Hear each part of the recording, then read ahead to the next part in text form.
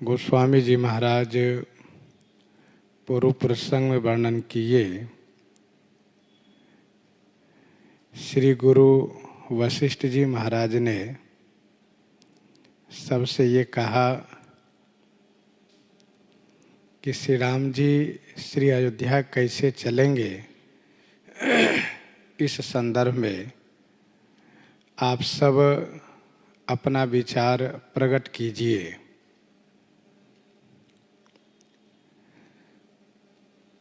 कोई कुछ बोल नहीं पाए। श्री भरतलाल जी महाराज हाथ जोड़ करके खड़े हुए और कहा कि हे गुरुदेव, सूर्यवंश में जितने राजा हुए हैं उन सभी के क्लेशों को आपने अपने आशीर्वाद से मिटाया है, परंतु कभी भी किसी से पूछा नहीं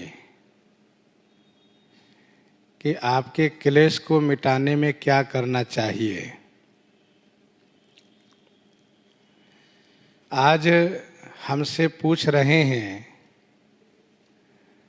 तो मैं यही समझता हूँ कि यह मेरा दुर्भाग्य है। श्री भरतलाल जी के स्नेहपूर्ण वचन सुन करके श्री गुरु वशिष्ठ जी महाराज के हृदय में अनुराग उमड़ने लगा और गुरु जी ने कहा, तात बात फुरि राम कृपाही, राम विमुख सिद्धि सपने हुनाई।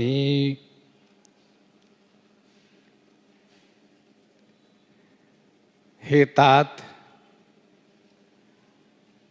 राम कृपाही बात फुरी। हे तात, तुम्हारी बात सत्य है। श्री राम जी की कृपा होने से ऐसा हुआ है, लेकिन राम विमुख सिद्धि सपने हूँ नाही। श्री राम जी से विमुख होने पर स्वप्न में भी सिद्धि नहीं मिल पाती है।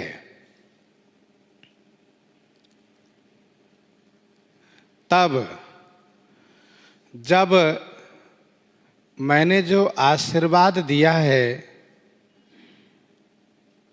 श्री राम जी की कृपा थी, श्री राम जी की इच्छा थी, और आज मेरे ऊपर श्री राम जी की वह कृपा नहीं है, श्री राम जी की वह इच्छा नहीं है कि मैं आशीर्वाद दे सकूं कि श्री राम जी को लौटा ले चलो।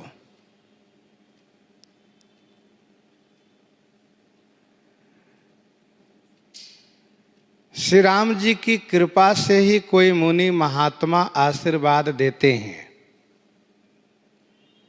अस कहि नारद सुमिरि हरि, गिरजहि दीन्ह आशीष। श्री हरि को स्मरण करके तब देवर्षि जी आशीर्वाद देते हैं। कोई भी मुनि महात्मा जब तक भगवान को स्मरण करके आशीर्वाद नहीं देंगे, तब तक वह आशीर्वाद फलीभूत होगा ही नहीं। क्योंकि श्री राम जी की आज्ञा सबके ऊपर है। करी विचार जिय देखहु नीके, राम रजाई शीस सब ही के। श्री राम जी नहीं चाहते हैं अयोध्या लौटने के लिए। कैसे? उन्होंने स्वयं श्री भरतलाल जी से कहा, राखेउ राय सत्य मोहि त्यागी, तनु परिहरेउ प्रेम पन लागी, तासु बचन मेटत मन सोचू। मन में सोच है।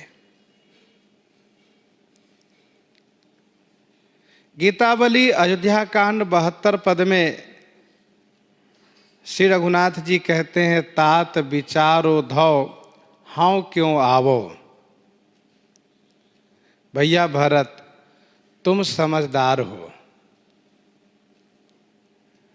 मैं अपने शरीर के खाल से पिताजी के पांव के लिए पनही बनवा दूं, तब भी मैं पिताजी से उऋण नहीं हो सकता। फिर मैं उनके वचन को मिटा करके प्रतिष्ठा कैसे पाऊंगा। मेरे भाई प्यारे भरत, जिनका सूजस तीनों लोक में छाया हुआ है, जिनके सत्य की पताका फहरा रही है, उस वंश में मैं कलंक कैसे लगाऊंगा। कहने का भाव यह है कि श्री राम जी श्री अयोध्या जी लौटने के पक्ष में नहीं है।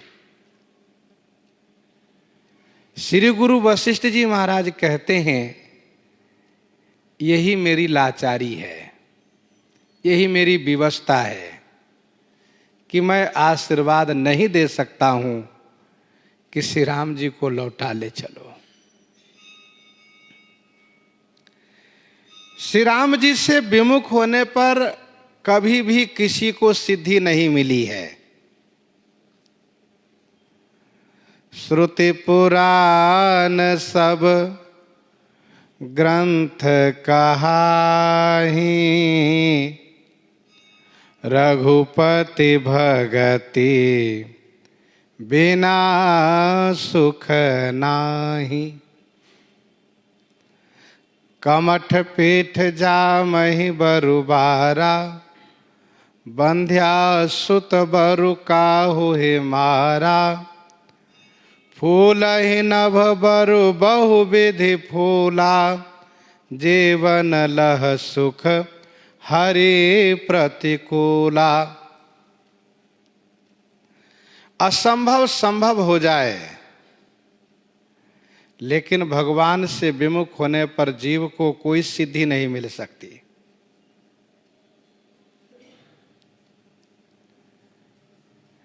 कछुए के पीठ पर बाल जमना असंभव है। किसी बांझ स्त्री के पुत्र को किसी ने मार दिया है, यह सुनना असंभव है। आकाश में बहुत से फूल खिले हुए देखे गए हैं, यह कहने वालों का प्रलाप है। फिर भी यह संभव हो जाए। बारी मथे घृत होई बरु, सिकता ते बरु तेल। बिनु हरि भजन न भव तरिये, यह सिद्धांत अपेल। तो श्री राम जी से विमुख होने पर जागने की बात तो दूर रही, स्वप्न में भी सिद्धि नहीं मिल सकती। दोहावली 10 में गोस्वामी जी ने लिखा, राम नाम को अंक है, सब साधन है सोन। अंक गए कछु हाथ नहीं, अंक रहे 10 गुण। श्री राम नाम ही अंक है, बाकी सभी साधन सिद्धि प्राप्ति के लिए जो साधन है वह शून्य है। अंक के बिना वह केवल शून्य है, और अंक के साथ है तो वह 10 गुना वृद्धि को प्राप्त कर रहा है। गुरु जी ने कहा, श्री राम जी से विमुख होने पर सिद्धि नहीं मिल सकती, अर्थात कोई सफलता नहीं मिल सकती। सकुचऊँ तात कहत एक बाता, अरध तजहि बुध सरबस जाता। सकुचऊँ तात कहत एक बाता। तात, एक बात कहने में मैं संकोच कर रहा हूं। अरध तजहि बुध सर्वस जाता, बुध माने बुद्धिमान, सर्वस जाते हुए देख करके यदि आधे को छोड़ने पर आधे की प्राप्ति हो रही है तो उस नियम को स्वीकार करते हुए आधा को त्याग करके आधा ग्रहण कर लेते हैं।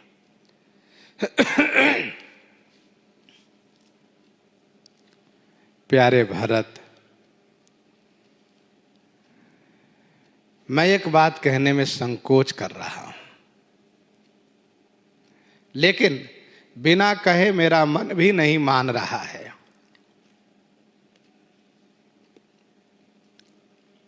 जिस बात को गुरु श्री वशिष्ठ जी कहने जा रहे हैं वह न्यायालय में, पंचायत में प्रायः अनुपालन इस बात को किया जाता है। बुद्धिमान लोग आधा को बचा लेते हैं, कब? जब देखते हैं कुछ नहीं मिलने वाला है और आधे छोड़ने से आधा मिल रहा है तो आधा ले लेते हैं, आधे का मोह छोड़ देते हैं। परंतु यह बुद्धिमान ही कर सकते हैं, अबुध नहीं। भगवान श्री कृष्ण दुर्योधन को समझाते हुए कहते हैं कि पांडव 5 भाई है, उनको केवल 5 गांव आप दे दो, 5 गांव दे दो, बाकी सब राज्य तुम ही रखो। दुर्योधन अबुध है, नासमझ है। वह कहता है कि हे केशव, युद्ध के बिना सुई के अगले भाग बराबर भी भूमि नहीं दे सकता मैं। जो कुछ उन्हें प्राप्त करना हो वह युद्ध करके प्राप्त करें। तो ये हुई नाम समझी वाली बात। परिणाम क्या हुआ? सब गया, कुछ नहीं रहा। तो बुद्धिमान लोग अरध तजहि बुध सर्वस जाता,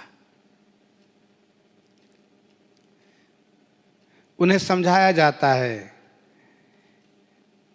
कि भाई बात मान लो तो तुम्हें भी कुछ मिलेगा, इन्हें भी कुछ मिलेगा। नहीं मानोगे तो इस तरह से यह मुकदमा फंसा रहेगा और ये विवाद फंसा रहेगा। दोनों में से किसी को हाथ लगेगा नहीं कुछ भी, तो मान जाते हैं। श्री गुरु जी ने कहा, हे भरत, तुम कानन गवनहु 2 भाई, फिर यही लखन सिए रघुराई। तुम कानन गवनहु दो भाई, तुम दोनों भाई कानन गवनहु, वन को चले जाओ, और सिय लखन रघुराई, फिर यही माने लौटा ले जाएं।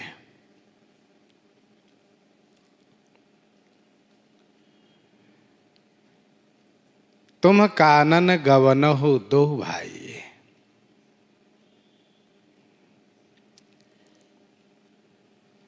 यहां पर अरथ तजहि बुध सर्वस्व जाता को लेकर कुछ लोगों ने ये कहा कि आधे आधे तो नहीं हुए,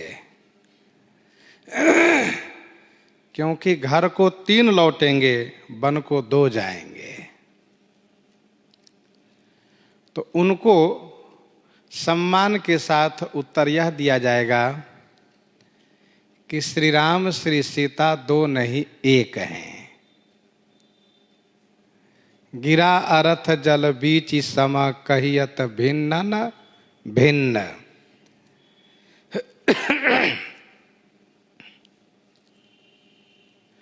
श्री गुरु वशिष्ठ जी महाराज यह कहते हैं कि पिताजी के वचन का पालन भी हो, देवताओं का कार्य भी हो, और आपके मन का भी हो जाए। वरदान में बदलाव कर लो। आप दोनों भाई वन में रह जाइए और श्री सीताराम जी लक्ष्मण जी घर को लौट जाएं।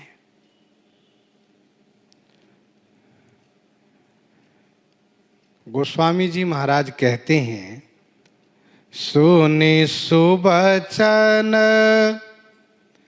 हर से 2 भ्राता, भे प्रमोद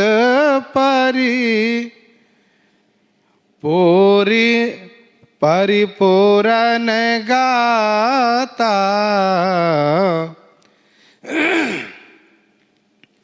सुनी सुबचन हर से 2 भ्राता।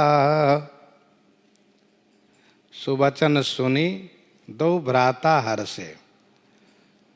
श्री गुरु जी के सुंदर वचन सुन करके 2 भ्राता, दोनों भाई श्री भरत शत्रुघ्न हर्ष माने प्रसन्न हुए। भे प्रमोद परिपूर्ण गाता। प्रमोद माने प्रकर्षे न मोद, विशेष आनंद से। गाता माने शरीर परिपूर्ण हो गया, रोम रोम में प्रसन्नता व्याप्त हो गई। सुनि सुबचन हर से 2 भ्राता।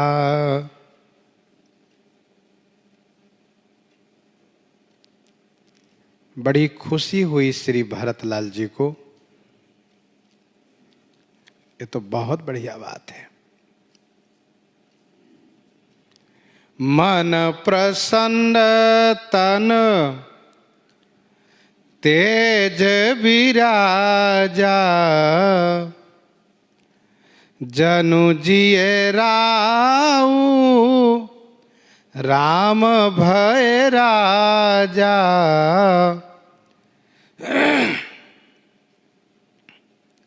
मन प्रसन्न तन तेज विराजा।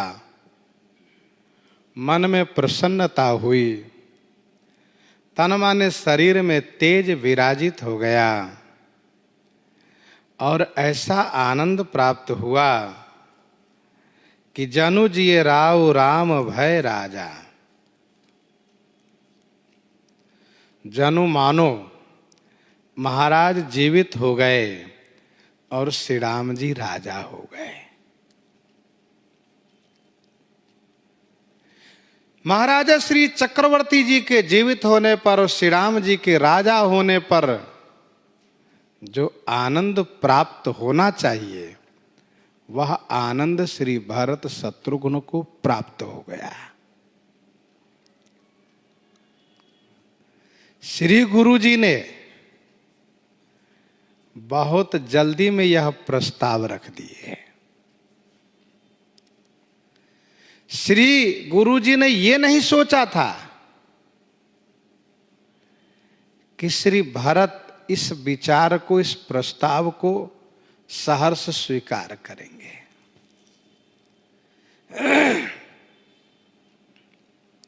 उन्हें बड़ी खुशी होगी, ऐसा उन्होंने नहीं सोचा था। श्री भरत शत्रुघ्न यह सोचते हैं कि श्री गुरु जी महाराज की बड़ी कृपा हो गई। गोस्वामी जी कहते हैं, बहुत लाभ लोगन लघु हानि, सम दुख सुख सब रोवहि रानी। बहुत लाभ लोगन लघु हानि, बहुत लाभ लोगन लघु हानि। बहुत बड़ा लाभ हुआ और लघु हानि हुई। किनको?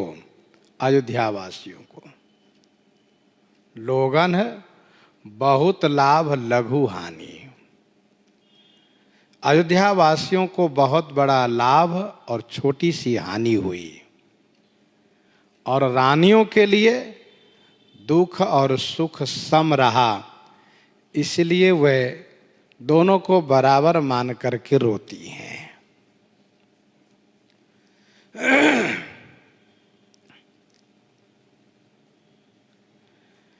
अयोध्या वासियों का श्री राम जी सर्वाधिक प्रिय हैं। कौशलपुरवासी नर नारी वृद्ध अरुबाल, प्राण हुते प्रिय लागत सब कह राम कृपाल। श्री राम जी के वन चले जाने से लोग बड़े दुखी थे। श्री भरतलाल जी के प्रति लोगों का संदेह था। इसीलिए जब श्री भरत ननिहाल से आए हैं तो लोग मुंह भर के बात नहीं करते थे। पुरजन मिलहि न कहहि कछु, गवहि जोहारहि जाहि। भरत कुशल पूछि न सकहि, भय विषाद मन माहि।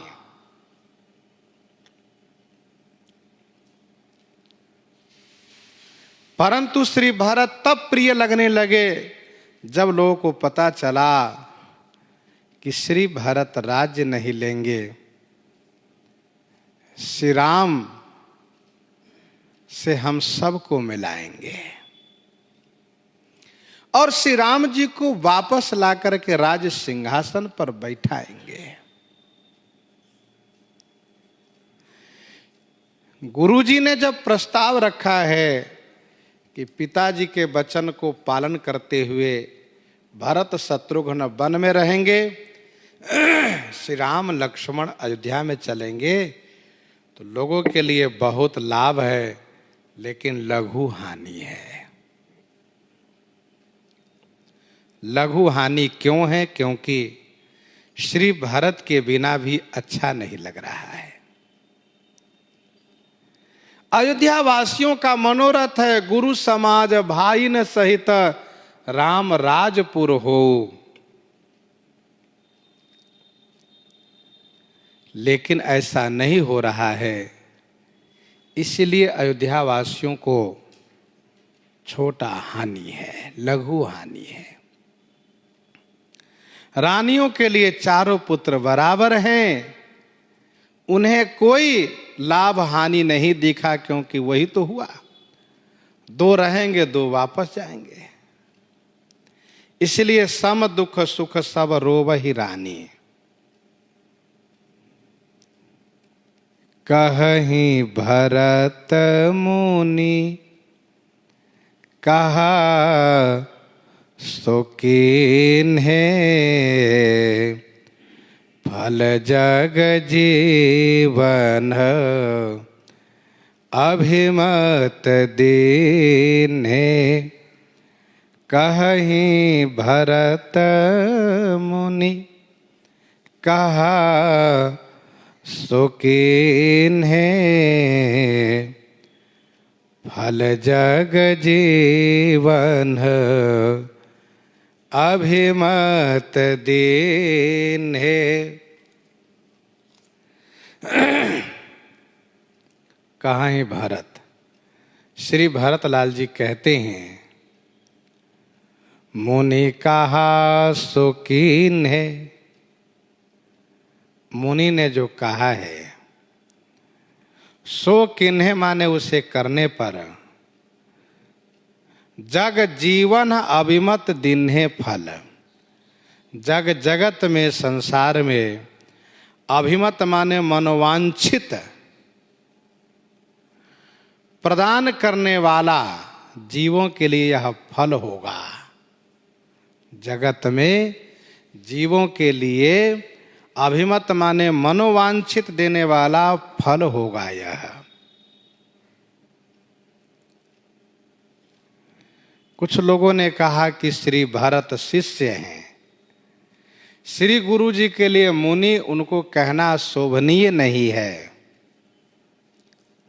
ऐसा नहीं कह सकते, परंतु इसका उत्तर यह है कि श्री भरतलाल जी पहले भी तो मुनि कहे हैं। अवश्य फिरहि गुरु आय सुमानी, मुनि पुनि कहब राम रुचि जानी। मुनि हैं, मननशील हैं, और मुनि कहना, महात्मा कहना, संत कहना, ये सम्मान परक ही है। श्री भरतलाल जी ने कहा कि मुनि का कहा करने में जगत में जीवों को मनोवांछित देने वाला फल है। हे गुरुदेव, मैं वन में आया हूं, और 14 वर्ष ही क्यों, मैं तो श्री रघुनाथ जी के सुख के लिए कानन करऊं, जन्म भरि बासो, यही ते अधिक न मोर सुपासो। कानन करऊं, जन्म भरि बासो। कानन करऊं जन्म भरि बासो। जन्म भरी, जन्म पर्यंत कानन जंगल में मैं निवास करूंगा। यही ते अधिक न मोर सुपासो, यही ते अधिक न मोर सुपासो। इससे अधिक मेरे लिए सुपास नहीं होगा। सुपास माने सुख आनंद नहीं होगा। मैं तो अपने स्वामी के लिए जीवन पर्यंत वन में निवास करना चाहता हूं। श्री भरतलाल जी को सबसे बड़ा कष्ट है तो यही कि मुझ अभागे के कारण मेरे स्वामी को वन का क्लेश सहना पड़ रहा है।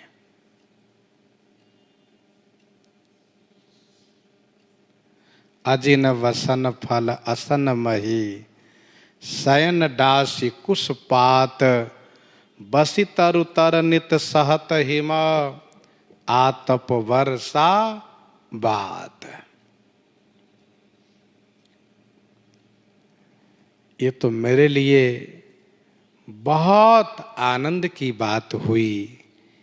इससे अधिक मेरे लिए कोई सुख आनंद हो ही नहीं सकता। अंतर्जामी राम सिए तुम सर्वज्ञ सुजान। जौं फुर कहहुत नाथ निज कीजिए वचन प्रमाण। अंतर्जामी राम सिए तुम सर्वज्ञ सुजान।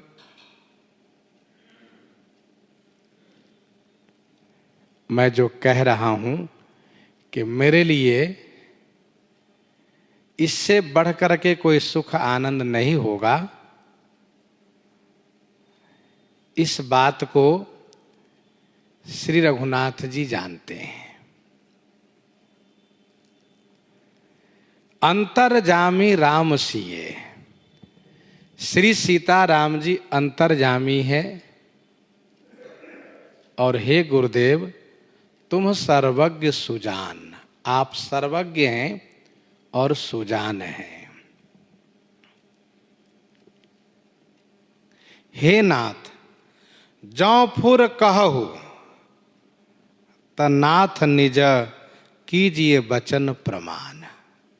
हे नाथ जौं माने यदि आप सत्य कह रहे हैं तो अपने वचन को प्रमाणित कीजिए। हम यहीं से वन में रहते हैं, आप श्री रघुनाथ जी को श्री अयोध्या जी लेकर जाइए।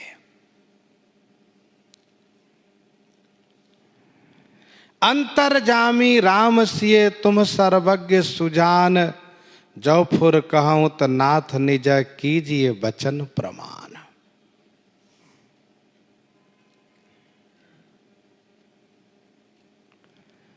तुम सर्वज्ञ कहूं सति भाऊ अंतर्जामी सिए रघुराऊ। श्री भरद्वाज जी के सामने कहा। यहां पर कहते हैं श्री सीताराम जी अंतर्जामी भीतर की बात को जानने वाले हैं। आप सर्वज्ञ हैं, सब जानते हैं गुरुदेव, आप सुजान हैं। श्री भरतलाल जी श्री गुरुदेव को अपने वचन को क्रियान्वित करने में उत्साहित करने के लिए कहते हैं, नाथ यदि आप सत्य कह रहे हैं तो आप अपने वचन को प्रमाणित कीजिए। गोस्वामी जी महाराज कहते हैं, गुरु जी ने सोचा भी नहीं था कि इतना जल्दी श्री भरत इस प्रकार से आनंदित हो जाएंगे और स्वीकार कर लेंगे।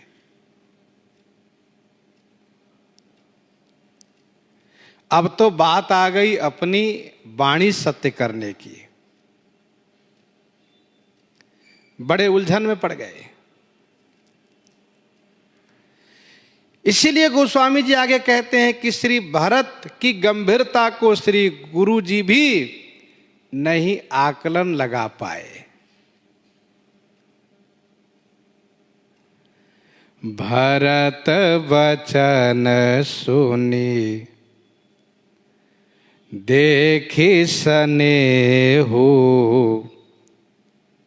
सभा सहित मुनि भय विदेहु। भरत वचन सुनी देखी स्नेहु सभा सहित मुनि भय विदेहु।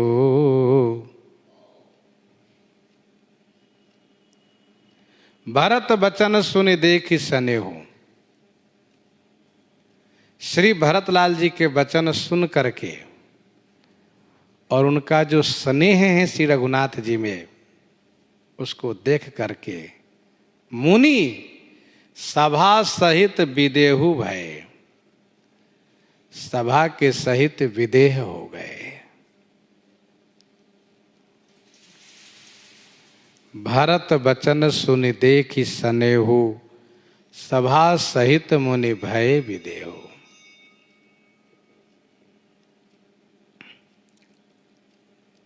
श्री भरतलाल जी के वचन सुन करके उनका स्नेह, अद्भुत स्नेह है, विलक्षण स्नेह है, कल्पनातीत स्नेह है इनका। गुरु जी महाराज सभा के सहित विदेहता को प्राप्त कर गए, अर्थात शरीर की सुधि नहीं रही। गोस्वामी जी कहने लगे, भरत महामहि माँ जल राशि,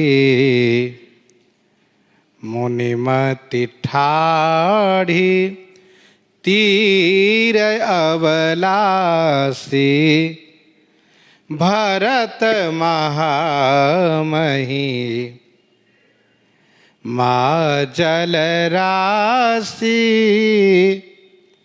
मुनिमति ठाढ़ी तीर अबलासी। श्री भरतलाल जी की महामहिमा यह जलराशि है। जलराशि माने समुद्र है। मुनिमति, मुनि श्री गुरु वशिष्ठ जी की बुद्धि अबला के समान है, जो सागर के तीर पर खड़ी है। जैसे कोई स्त्री सागर के तट पर खड़ी होकर के विचार कर रही हो कि मैं सागर को कैसे पार करूं, और उन्हें कोई भी विकल्प समझ में नहीं आ रहा हो, ना कोई जहाज, ना कोई नाव, ना कोई बेड़ा दिखाई दे रहा हो, तो स्तब्ध होकर के वह वहीं खड़ी रहती हैं। गोस्वामी जी कहते हैं, श्री भरत की महामहिमा सागर है और मुनि श्री वशिष्ठ जी की बुद्धि अबला के समान खड़ी है।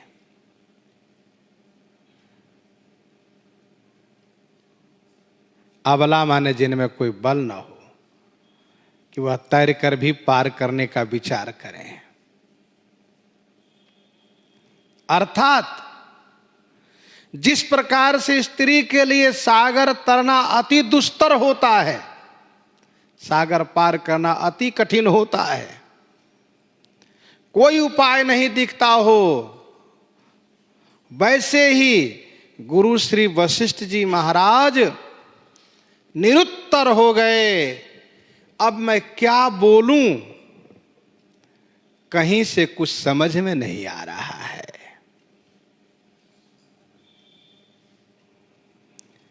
गाचह पार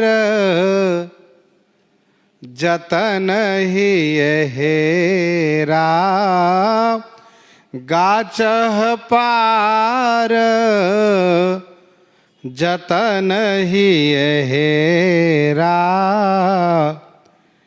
पावत नावन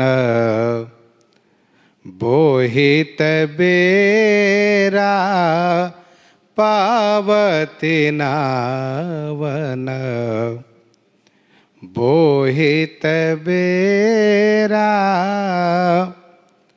गाचह पार जतन ही हेरा।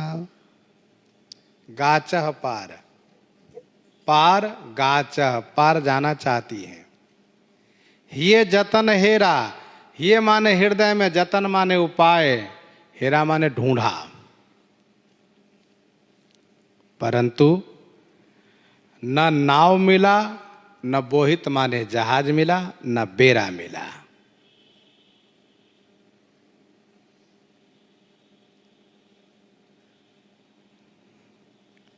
अर्थात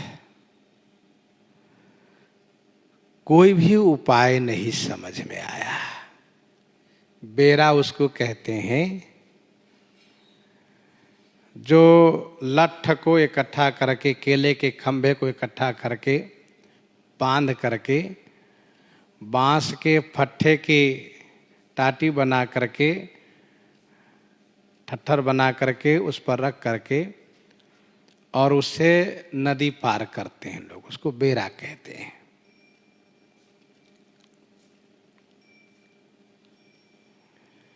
सागर पार करने के लिए उत्तम तो जहाज है,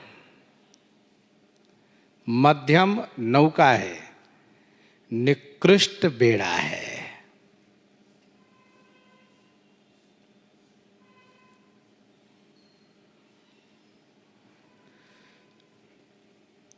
दूसरा भाव,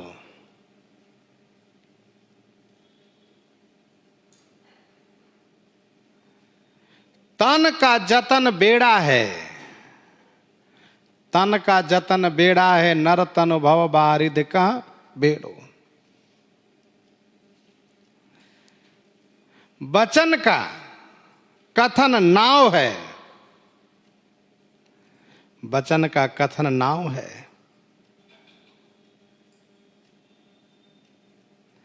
केवट बुध विद्या बड़ी नावा, सकहि न खेई ऐक नहीं आवा।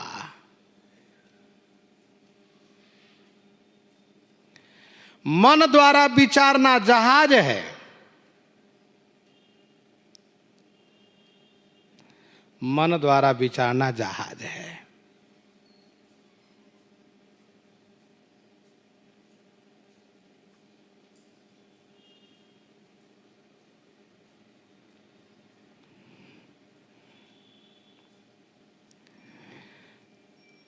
और भी भाव सुने आप, जैसे कि आपने सुना, उत्तम है जहाज, मध्यम है नाव, निकृष्ट है बेड़ा।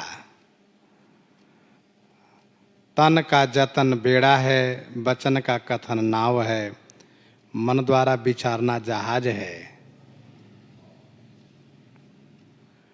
अथवा इसमें हम लोग यूं समझ लें कि वेद ही जहाज है, बंदव चार्यु वेद, भव बारिधि बोहित सरिसा।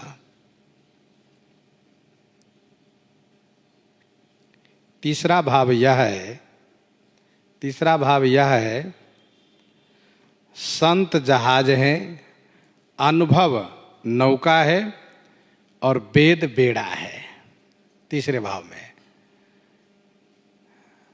यदि संत ने कुछ कहा हो तो वह जहाजवत है, अनुभव में कुछ आवे तो नौका के समान है, वेद यदि कुछ कहते हो तो बेड़ा है। चौथा भाव, यथार्थ कहना जहाज है, यथार्थ कहना जहाज है, कुछ कहना नौका है। श्री भरत महामहिमा को यथार्थ कहना जहाज है, कुछ कहना नौका है और थोड़ा स्पर्श करना ये बेड़ा है, थोड़ा स्पर्श करना ये बेड़ा है।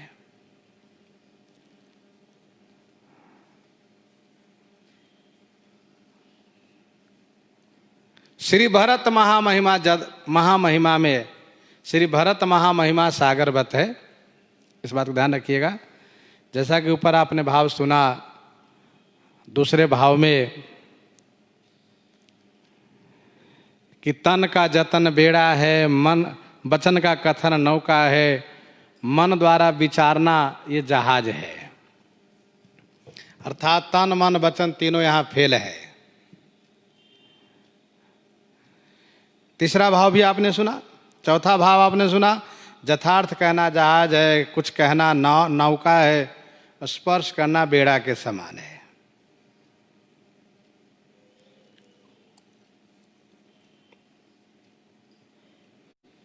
पांचवा भाव संतों ने ये कहा, ज्ञान ज्ञान नाव है, ज्ञान नौका है, ज्ञान मोक्ष प्रद वेद बखाना। कर्म कर्म बेड़ा है, कर्म बेड़ा है, त्रेता विविध यज्ञ नर करहीं, त्रेता विविध यज्ञ नर करहीं, प्रभु समर्पि कर्म भव तरहीं। और उपासना जहाज है, उपासना जहाज है। विनय पत्रिका 64 पद में भव जलधिपोत चरनार विंद, भव जलधिपोत चरनार विंद। तो उपासना जहाज है, अर्थात श्री भरत महामहिमा में न ज्ञान से प्रवेश मिलता है, न कर्म से प्रवेश मिलता है, न उपासना से। ये इसका मतलब हुआ।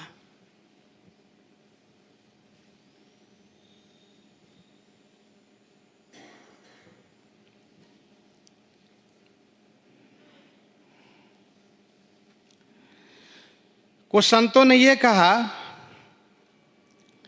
कि श्री गुरु जी महाराज अयोध्या जी में जो सभा का आयोजन किए थे,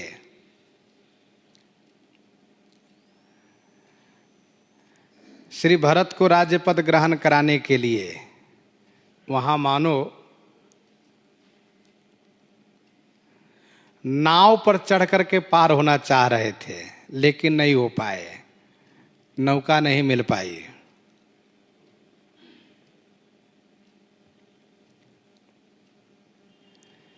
यहां पर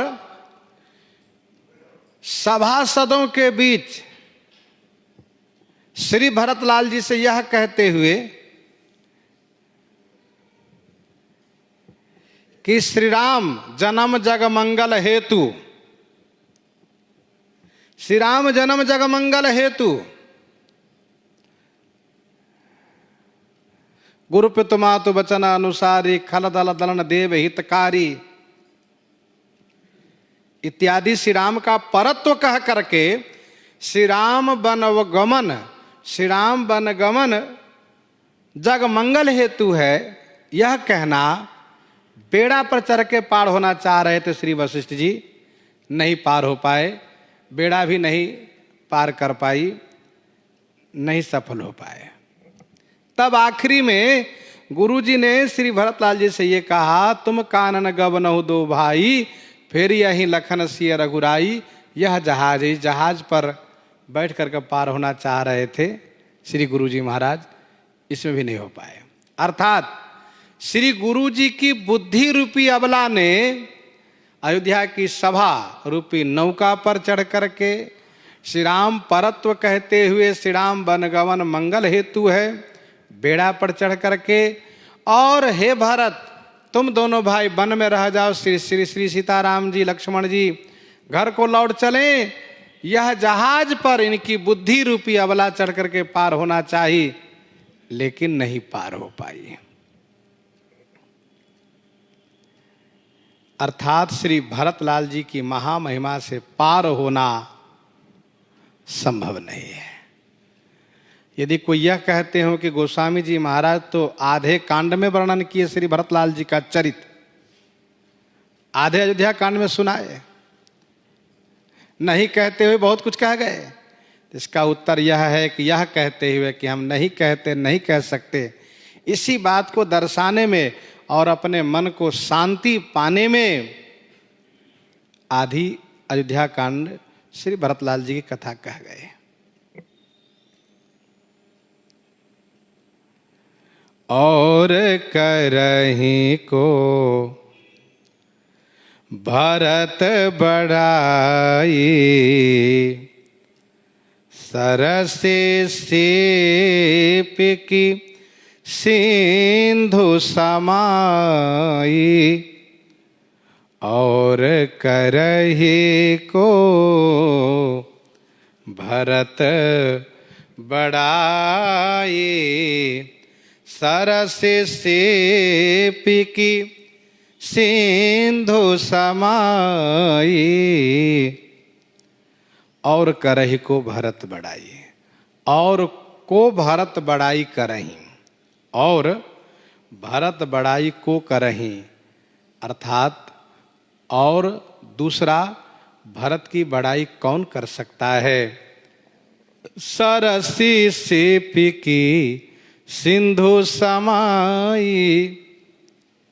सरसी माने तलैया, सरसी माने तलैया, कि सीपी माने जो सिथुए होते हैं, सीपी, उसमें क्या समुद्र समा सकता है, अर्थात नहीं। गोस्वामी जी महाराज कहते हैं जब श्री गुरु जी की बुद्धि काम नहीं कर पाई तो औरों की बुद्धि यहाँ क्या काम कर सकती है। और करहि को भरत बढ़ाई, क्या तालाब की सीपी में, सीपी सिथुआ को कहते हैं, सागर समा सकता है, अर्थात नहीं। श्री भरतलाल जी की महामहिमा सागरवत है और कवियों की बुद्धि सरसी सीपी के समान है। भरत मुनि हे मन भीतर भाए, सहित समाज राम पहियाए। भरत मुनि ही मन भीतर भाए, सहित समाज राम पहियाए। श्री भरत मुनि ही गुरु श्री वशिष्ठ जी के मन भीतर भाए। श्री भरतलाल जी गुरु जी के मन के भीतर भाए, बड़े प्यारे लगे। सहित समाज राम पहियाए। गुरु जी निरुत्तर हो गए हैं, इसलिए समाज के सहित श्री राम जी के पास आए। सहित समाज राम पहियाए।